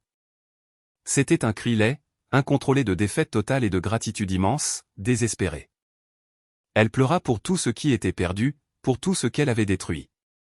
Et moi, assise à côté d'elle, tenant sa main, je sus que j'avais gagné la guerre la plus importante, la guerre de ma propre humanité. Je n'avais pas laissé qu'il me transforme en l'un d'eux. Le lendemain je signai les papiers de sortie. J'embauchai une grande infirmière ukrainienne aux mains douces et au sourire calme nommée Oksana. Je trouvai un lit d'hôpital et l'équipement nécessaire pour la chambre de Maria José. Je payai le premier mois d'avance. L'après-midi où je la ramenai chez elle à la Moraleja, dans une ambulance médicalisée, elle ne dit rien, elle regarda seulement par la fenêtre. Quand Oksana et les brancardiers l'installèrent dans son lit, dans sa propre chambre, elle soupira profondément. « Avez-vous besoin d'autre chose, Madame de la Fuente ?» demanda Oksana dans son espagnol approximatif. « Non, merci. » Oksana sortit, nous laissant seuls un instant, et guérit. « Oui, je vais changer le testament. Carlotta aura sa part égale. » Ce n'est pas nécessaire. Si, j'en ai besoin. Laisse-moi faire ça. Une bonne chose à la fin. Comme en toi, pas pour l'argent, mais pour lui donner un dernier acte de rédemption. Je viendrai te voir demain. Ce n'est pas nécessaire. Tu as ta vie, ta fille. Je viendrai. Je sortis de cette maison pour la première fois sans avoir l'impression de m'échapper d'une prison.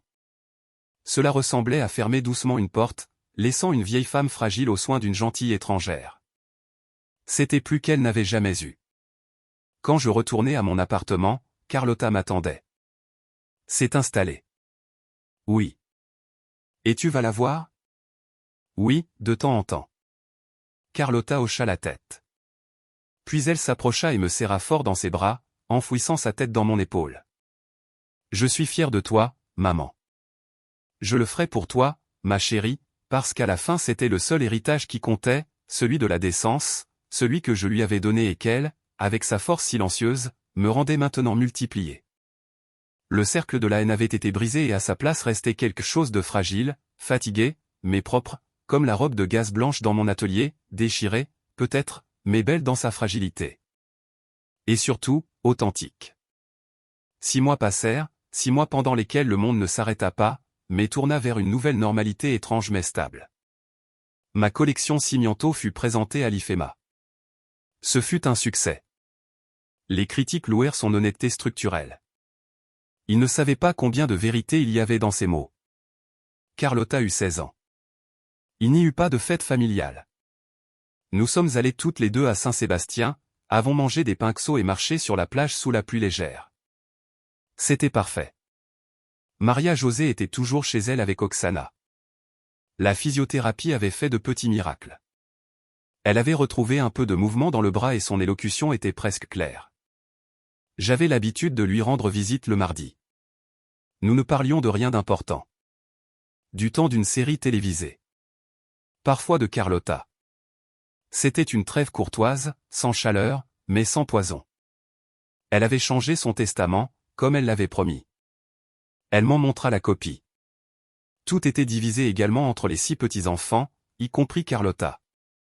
Je signai comme témoin sans commentaire. La nouvelle, comme prévu, ne fut pas bien accueillie par les autres. Javier appela, marmonnant à propos d'une pression indue.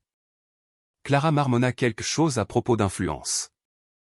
Je leur raccrochai au nez. Ils n'avaient plus de pouvoir sur moi, sur nous. La veille de Noël arriva. Pour la première fois en 24 ans je ne reçus pas d'invitation formelle au dîner familial. Je ne m'y attendais pas non plus. Carlotta et moi avions nos propres plans, dîner à la maison, juste nous deux, puis aller à la messe de minuit dans une petite église de notre quartier. Mais à 17h la sonnette retentit. C'était un messager. À l'intérieur il y avait une épaisse enveloppe en carton, contenant une carte manuscrite avec une écriture légèrement tremblante. Izanara, Carlotta, si vous n'avez pas d'autre plan, j'aimerais que vous dîniez avec moi ce soir. Juste nous trois. Oksana cuisinera. Ce n'est pas un ordre, c'est une invitation. Maria José. Carlotta lut la carte par-dessus mon épaule. Que dit-elle? Que voudrais-tu pour le dîner? Viens, c'est à toi de décider. C'est la veille de Noël. Carlotta réfléchit un moment. Allons-y, mais seulement pour 1 heure, puis notre dîner. Je hochai la tête. C'était juste. La maison de Moraleja était discrètement éclairée. Il n'y avait pas l'agitation des autres années. Oksana nous ouvrit la porte avec un sourire. S'il vous plaît, entrez. La dame est dans le salon. Maria José était assise dans un fauteuil près de la cheminée, où quelques bûches craquaient. Elle portait une robe simple et il y avait une couverture en laine sur ses genoux. Elle ne semblait plus la matriarche au point de fer qu'elle était autrefois. Elle ressemblait à une grand-mère fragile mais sereine. « Vous êtes venue, dit-elle, et sa voix sonnait sincèrement soulagée. « Joyeuse veille de Noël, grand-mère, dit Carlotta avec une politesse neutre. Elle s'assit sur le canapé opposé. « Joyeuse veille de Noël, Maria José, dis-je en m'asseyant à côté de ma fille. » Un silence gênant remplit la pièce, brisé seulement par le craquement du feu. Les autres, commença Maria José, et fit alors un geste vague avec sa bonne main. Javier est à Marbella avec des amis, Clara est chez ses beaux-parents. Les autres, je ne sais pas. Je suppose qu'ils fêteront chacun de leur côté. Elle ne le dit pas comme je leur ai appris. Ce n'était pas nécessaire. Oksana a préparé un consommé, un bar au four et du nougat. Rien de lourd. Cela semble bon, dis-je. Le dîner dans la salle à manger, qui était trop grande pour 3 personnes, fut calme. La conversation, forcée au début, dériva vers des sujets triviaux. Carlotta parla de ses études, disant qu'elle pensait étudier la psychologie pour comprendre pourquoi les gens font ce qu'ils font, sans regarder sa grand-mère. Maria José hocha lentement la tête. C'est une bonne cause, une cause nécessaire. Ce fut pendant le dessert que la sonnette d'entrée retentit. Oksana alla ouvrir. Nous entendîmes des voix dans le hall. Une voix féminine, aiguë et nerveuse. « Laissez-moi passer, s'il vous plaît. C'est la veille de Noël. » Sofia apparut dans l'embrasure de la porte de la salle à manger. Ses cheveux étaient ébouriffés, ses joues rougies par le froid ou par l'excitation. Dans sa main elle portait une bouteille de champagne bon marché. « Grand-mère, joyeux Noël. Et, je pensais que tu ne devais pas être seule. » Elle s'arrêta en nous voyant, Carlotta et moi. Une vague d'émotion traversa son visage. Surprise, ressentiment, puis humiliation profonde. « Oh, tu as de la compagnie maintenant, Sofia. » Maria José dit calmement. « Entre si tu veux. »« Non, non, je ne veux pas déranger. » C'était juste un geste. « Entre, » répéta Maria José plus fermement. « Il y a plein de nougat. » Sofia entra maladroitement et s'assit au bout de la table, loin de tout le monde. Oksana lui apporta une assiette. Un lourd silence s'abattit sur nous. « Comment vas-tu, Sofia » demandai-je enfin pour briser la glace. « Bon travail » dit-elle sans lever les yeux. « Dans un magasin de vêtements. » Content de l'entendre. « Oui, c'est un travail. » Elle avala. « Regarde, grand-mère, je voulais m'excuser pour l'appartement, pour tout. J'ai été une idiote, une égoïste et stupide idiote. » Les mots sortirent en rafale, comme si elle les avait répétés et maintenant, en les disant, il lui brûlait la bouche. Maria José la regarda longtemps et dit, « Ces hommes, je les paie petit à petit avec mon salaire. » Cela prendra des années, mais je le ferai bien, dit simplement Maria José. C'est bon. Sofia sembla se dégonfler comme si elle s'attendait à un sermon, un cri, quelque chose. Le plus terrifiant était le pardon calme, sans émotion. « Et toi, Carlotta » demanda Sofia, détournant l'attention avec un regard qui était presque une supplique. « Comment vas-tu » Carlotta dit avec la même courtoisie imperturbable. « Oui, On m'a dit que tu étais très intelligente. Content de l'entendre. La soirée se termina peu après. Sofia partit la première en hâte, comme si elle ne supportait pas la paix de cette pièce. Carlotta et moi nous levâmes. Merci pour le dîner, grand-mère, dit Carlotta. Et cette fois le mot grand-mère ne sonnait plus si vide. Il sonnait comme une possibilité, lointaine, mais possible. Merci d'être venue, Carlotta. Maria-José essaya de se lever, mais Oksana vint l'aider.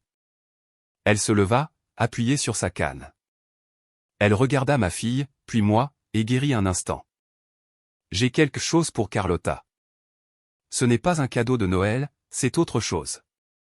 Oksana apporta une longue enveloppe plate marron.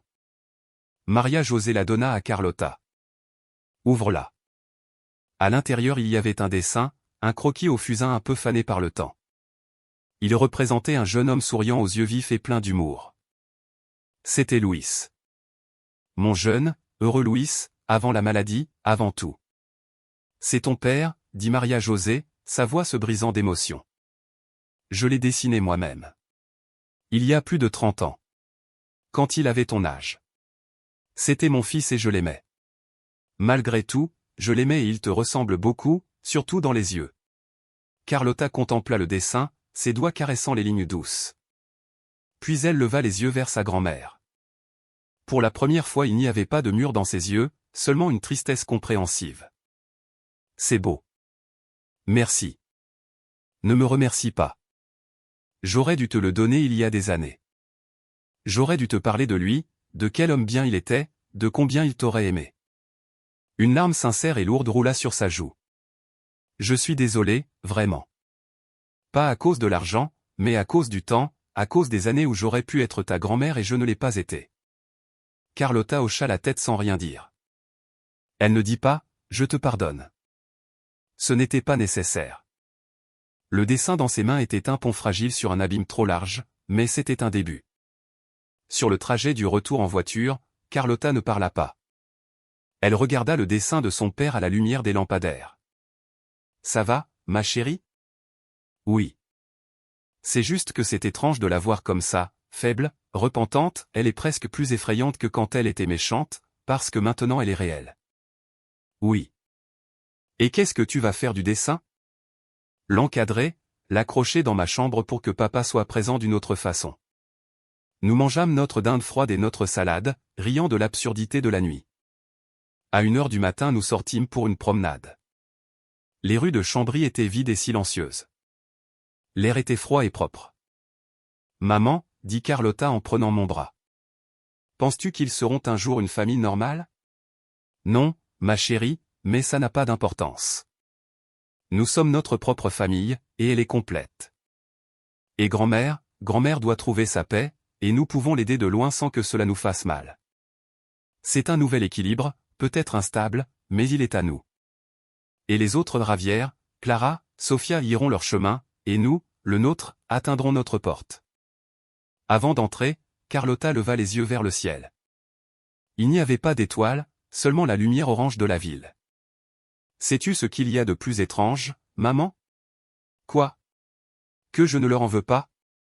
Même pas à grand-mère. J'ai pitié. Et un peu de fatigue, mais pas de haine. C'est comme si tout ce poison s'était évaporé. Je la serrai dans mes bras. C'était ma plus grande victoire. Pas l'argent, pas la reconnaissance, pas la reddition de Maria-José. Avoir élevé une fille qui pouvait quitter cet enfer sans amertume dans le cœur. C'était un miracle. Mon miracle. Le lendemain matin, le téléphone sonna. C'était Clara. Joyeux Noël Isanara. Écoute, je voulais juste savoir comment ça s'est passé hier soir avec maman. Bien, ne t'inquiète pas, Sofia est venue. Sofia, vraiment? Clara sembla surprise. Eh bien, je suis contente. Écoute, Ravière et moi pensions peut-être qu'après le jour des rois nous pourrions tous nous réunir, les cousins. Pour que Carlotta ne soit pas si déconnectée. C'était sa façon de construire des ponts. Maladroite, intéressée peut-être, mais une tentative. Je parlerai à Carlotta de ça, dis-je, sans m'engager. Oui, bien sûr. Eh bien, joyeuse fête. Toi aussi, Clara, je raccrochai. Ce n'était pas un nouveau départ, c'était un armistice, une acceptation que la guerre était terminée et que nous devions apprendre à vivre dans le même territoire, même si dans des pays différents. Les mois passèrent, la vie continua. Je lançai une nouvelle collection. Carlotta se prépara aux examens d'entrée à l'université. Maria José eut de bons et de mauvais jours. Oksana devint un pilier de soutien pour elle, plus que n'importe quel autre membre de la famille. Un après-midi de printemps j'allais lui rendre visite. Elle était dans le jardin assise sous un cerisier en fleurs. Des pétales roses tombaient autour d'elle comme de la neige. « C'est une belle journée », dis-je en m'asseyant à côté d'elle. Oui, cela fait longtemps que je n'avais pas regardé le jardin. Nous restâmes vraiment là en silence, observant les fleurs. Et soudain Isanara dit, « Penses-tu qu'il y a une vie après celle-ci » La question me surprit. Je ne sais pas. Qu'en penses-tu? Je pense qu'il y en a, et j'espère voir Louis pour lui demander pardon. Elle le regarda aussi. Tu l'as rendu heureux dans le peu de temps que vous avez eu. Merci pour ça. Ne me remercie pas. Il m'a rendue heureuse. Oui, c'est ce qui fait mal, qu'il ait été si heureux loin de moi. Elle soupira. C'est juste le châtiment parfait, voir tout l'amour que j'aurais pu avoir et que j'ai méprisé. Je ne savais pas quoi répondre. Je pris sa main, celle qui n'avait pas de force. Je la tins dans la mienne, sentant ses os fragiles sous la peau. Ce n'était pas un geste d'affection, c'était un geste de pitié humaine. Et peut-être qu'à la fin c'était la seule chose qui nous unissait tous, notre humanité fragile et brisée. Carlotta entra à l'université, en psychologie, comme elle le voulait. Le jour de la remise des diplômes du lycée, Maria José vint, accompagnée d'Oksana, s'assit au fond sans attirer l'attention. Quand Carlotta reçut son diplôme, je la vis sourire, un petit geste fier. Puis elle s'approcha. Félicitations, Carlotta. Merci, grand-mère. Elles partagèrent une brève étreinte maladroite, mais une étreinte quand même. C'était la photo que nous n'avons pas prise, mais que je gardais dans ma mémoire. Une image de paix, imparfaite et tardive, mais qui arrive après tout. Cette nuit-là, Carlotta et moi trinquâmes avec du cidre. Tu sais quoi, maman, dit-elle, les yeux brillants. Je pense que je vais bien aller. Je sais, ma chérie. Je sais. Et toi aussi? Oui, moi aussi. Nous avions perdu une famille. Nous avions gagné quelque chose de mieux, nous-mêmes, et un nouvel équilibre construit non sur le sang, mais sur le choix, le respect, et enfin sur les fondations fissurées mais solides de la vérité. Un équilibre que nous savions durer aussi longtemps que nous voudrions le maintenir. Ensemble, les années, comme l'eau sur la pierre, adoucirent les arêtes les plus vives du souvenir. Elles ne les effacèrent pas. Les cicatrices de ce qui s'était passé resteraient toujours comme une carte en relief sur notre peau, mais elles perdirent leur capacité à saigner. Carlotta s'immergea dans ses études de psychologie avec la même détermination calme avec laquelle elle avait affronté tout avant. Elle choisit de se spécialiser en traumatismes infantiles et dynamiques familiales. Pour comprendre, me dit-elle une fois, et aider les autres à ne pas se sentir si perdus. Dans sa chambre, le dessin de Louis occupait une place d'honneur. Parfois je la surprenais en train de lui parler à voix basse, comme si elle lui racontait sa journée. La première fois qu'elle ramena un garçon à la maison, un camarade nommé Diego, timide et aux grandes mains, s'arrêta devant le dessin. « C'est mon père », expliqua Carlotta. Il hocha la tête sérieusement et dit, « Il semble être une bonne personne. » Ce fut à ce moment que je sus qu'elle irait bien, qu'elle avait choisi quelqu'un qui savait respecter les silences et les fantômes. Mon atelier grandit. L'honnêteté de la collection Cimianto avait ouvert des portes. Je commençais à concevoir pour quelques firmes internationales, en maintenant toujours mon essence, lignes épurées, structures qui ne cachent pas, mais célèbrent plutôt leur architecture. Il y eut un profil dans le pays intitulé « La styliste qui a tissé sa résilience ». Je parlais de famille, d'art comme refuge, et de l'importance de construire sur la réalité, même si cela fait mal. Mes visites à Maria José étaient programmées tous les mardis sur 2. C'étaient des rencontres d'1 heure, parfois moins. Nous parlions des progrès de Carlotta, de mon travail, des potins triviaux qu'Oksana ramassait au marché. C'était une relation superficielle, mais propre et paisible. Un après-midi d'automne, pendant que nous prenions le thé, elle dit soudain, j'ai relu les lettres de Louis quand il était à l'université. Je restais immobile. Elle ne m'avait jamais parlé de lui. Il parle beaucoup de toi, même avant que vous ne deveniez un couple. Il y a une fille à l'école de design. Mère, elle a un regard qui coupe le verre et des mains qui semblent créer de la lumière. Elle ne fait pas attention à moi, mais un jour je la ferai rire. Un petit sourire douloureux apparut sur mes lèvres. Il l'a fait. Il me faisait toujours rire. Je sais, murmura-t-elle. J'ai essayé d'étouffer ce rire. Pardonne-moi et je guérirai. Ce n'était pas un pardon que je pouvais offrir en mots, mais je pris sa main, et dans le silence qui suivit, quelque chose de lourd et ancien s'envola pour toujours de mes épaules. La famille, cette entité qui avait autrefois été un bloc monolithique contre moi, s'était dispersée et reconfigurée. Ravière, après une alerte avec le fisc ironiquement, sans rapport avec mon cas, était devenu plus renfermé. Je le vis une fois à une vente aux enchères caritatives. Il me salua d'un signe de tête. Clara et moi gardions un contact sporadique, principalement via WhatsApp, échangeant des photos de Carlotta et de ses enfants. La relation était libre de son ancienne intensité toxique, c'était le lien ténu de ceux qui partagent un passé dont ils ne sont pas fiers. Sophia, contre toute attente, avait avancé. Elle remboursa sa dette lentement et douloureusement. Elle quitta le magasin de vêtements et commença à travailler comme organisatrice d'événements. Un Noël, elle se présenta à mon atelier avec un petit cactus. Il est difficile à tuer, dit-elle avec un sourire maladroit. Comme nous, j'acceptais que le cactus fleurisse une fois par an. De manière inattendue, avec une fleur rose absurde et belle.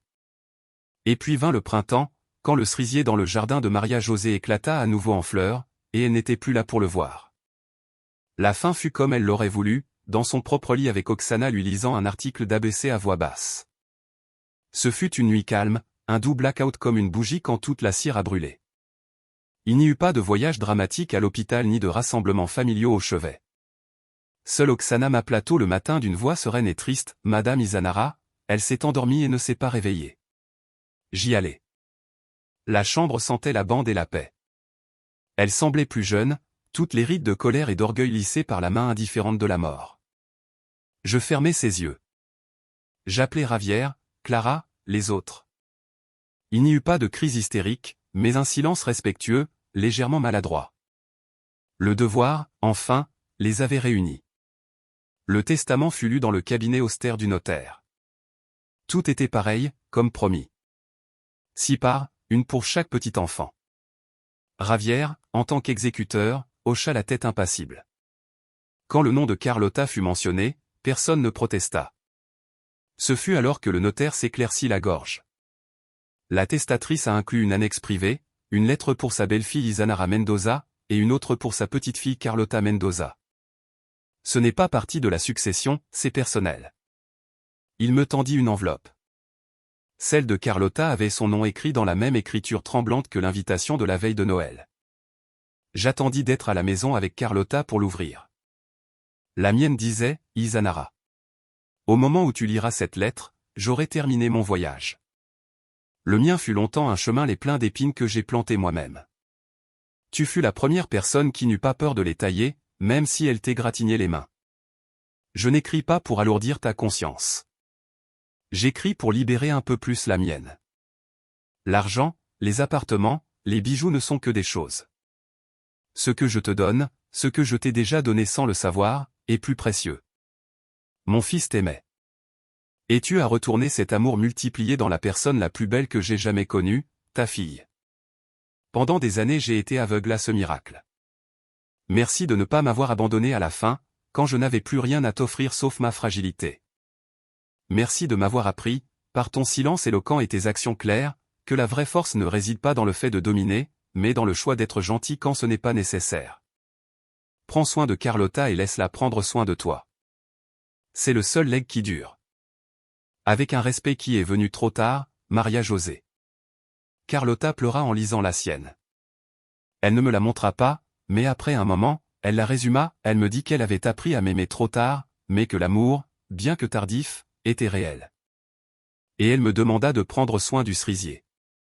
Et c'est ce que je fis. Avec sa part d'héritage, Carlotta n'acheta pas d'appartement. Elle créa une bourse, petite, mais à son nom, pour des étudiants en psychologie qui voulaient se spécialiser en thérapie familiale.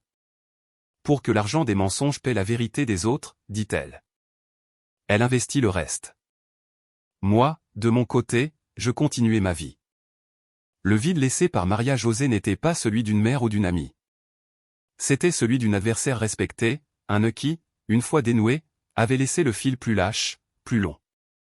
Un après-midi, des mois plus tard, Carlotta et moi allâmes à la maison de la Moraleja, qui était en cours de vente. Nous rassemblâmes les derniers effets personnels.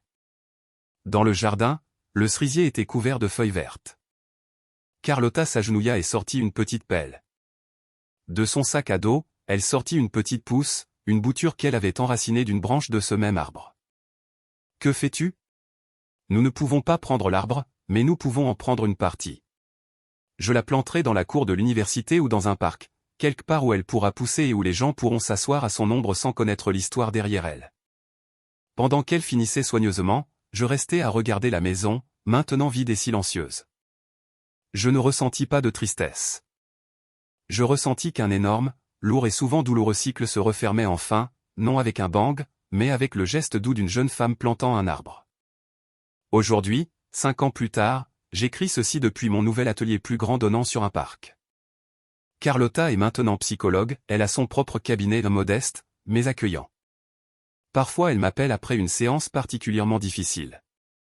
Elle ne me donne pas de détails à cause de la confidentialité, mais elle dit « J'ai compris quelque chose aujourd'hui, maman. » Et je sais qu'elle guérit, à travers les autres, les blessures qui lui ont autrefois été infligées. Le jeune cerisier a grandi. Il est planté dans un jardin communautaire à la va-pied. Il est petit, mais robuste. Le printemps dernier il a produit ses premières fleurs. Carlotta et Diego, maintenant son fiancé, m'ont emmené le voir. Sous ses branches, des enfants jouaient à cache-cache. « C'est étrange, » dit Carlotta en prenant mon bras pendant que nous regardions la scène. De penser que quelque chose d'aussi pouvait venir de ça.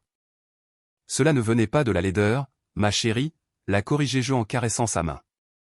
Cela venait de toi, de ta décision de ne pas laisser la laideur te définir. Cela a fleuri de ta force, pas de sa faiblesse. Elle posa sa tête sur mon épaule. Plus de mots n'étaient nécessaires. La famille, les parents par le sang, sont toujours là en arrière-plan. Nous avons des dîners occasionnels, maladroits, mais civils. Nous parlons du temps, du travail, des enfants. Les vieilles blessures sont comme le temps sur un os cassé. Elles ne font plus mal, mais on sait qu'elles étaient là. Nous avons appris à vivre avec le craquement dans la tempête. Et moi, Izanara, j'ai appris la chose la plus importante, que la justice n'est pas toujours douce, parfois elle est amère et fatiguée, que pardonner n'est pas oublier, mais cesser de laisser le passé dicter les battements de ton cœur futur, que le plus fort amour n'est pas celui qui exige, mais celui qui choisit jour après jour de rester, de construire, de prendre soin. Parfois au défilé de mode, quand mes mannequins défilent sur le podium dans mes créations, je pense aux fondations invisibles qui soutiennent chaque point, les fondations de perte, de rage, de lutte, et enfin, d'une paix durement gagnée. Mes créations ne sont pas des armures, ce sont des cartes. Des cartes de survie, tissées avec des fils de douleur et d'espoir. Ma fille arrose son arbre. Je tisse mes cartes. Et parmi les fissures du passé, où avant il n'y avait que de l'ombre et du sel, un petit jardin imparfait, mais vibrant, a germé contre toute attente. Et il est à nous.